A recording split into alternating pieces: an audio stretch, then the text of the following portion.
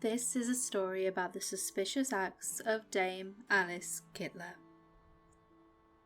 Alice Kyteler was an Irish woman born to wealthy Norman parents in 1263. She found herself at the centre of one of Ireland's earliest recorded witch trials. In around 1280, Alice, a widow of several wealthy men, faced accusations of witchcraft and heresy. Her journey into infamy began with her first husband, William Outlaw, a local banker, who died suddenly within a few years of marriage.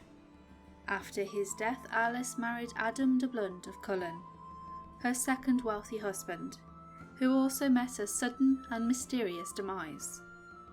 Subsequently, Alice married Richard de Vale, who continued the pattern of early, sudden and mysterious deaths.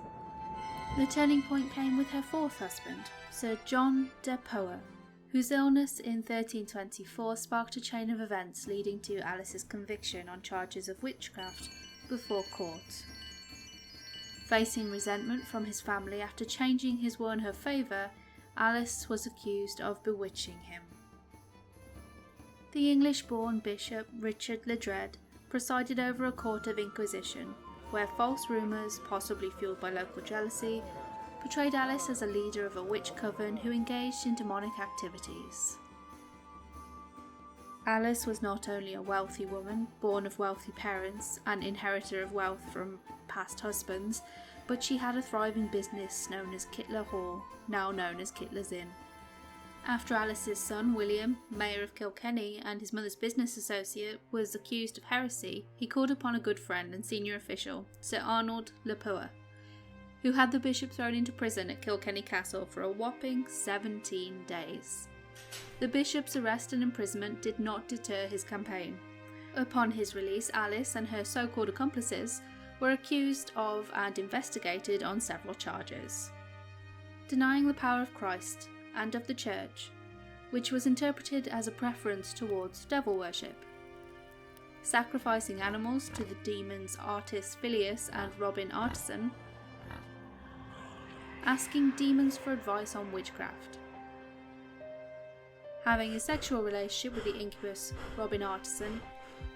It was alleged that Robin Artisan often took the form of animals, or an Ethiopian, when engaging with Kyteler.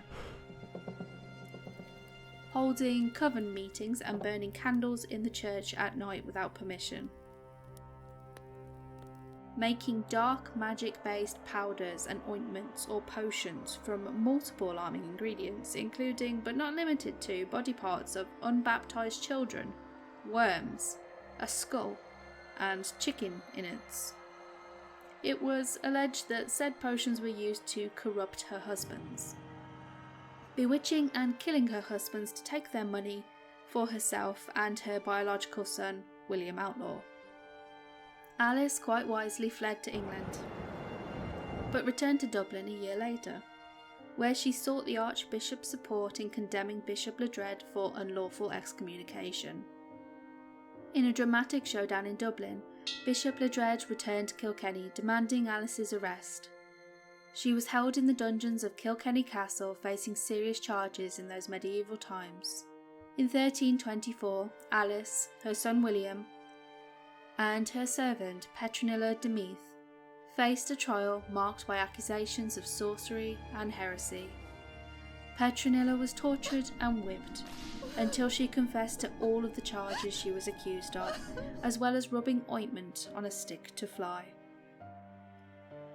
During her confession, she implicated Alice in practicing witchcraft and heresy, including having sex with a demon who appeared in the form of 3 black men, each carrying an iron rod, while Petronilla watched. Her confession also included that time she apparently went to a crossroads to make a deal with a demon called Robert. She offered up 3 cockerels. Warning, this gets graphic. She began by pouring out the cockerel's blood, then sliced their bodies into fragments, combining their intestines with spiders, black worms, a variety of herbs including milfoil, along with various other bugs. This concoction was simmered in a pot with the brains and clothing of an unbaptized deceased boy, as well as the head of a decapitated robber. Of course, like with all confessions made under torture, the credibility of this should absolutely be questioned. A stick covered in ointment was found and used as physical evidence suggesting the truth behind the confession, but others have said that this was actually just a dildo. Sadly, however, Petronilla became the first Irish woman to be burned at the stake for heresy, while Alice's son faced various lesser punishments that included repairing the cathedral roof.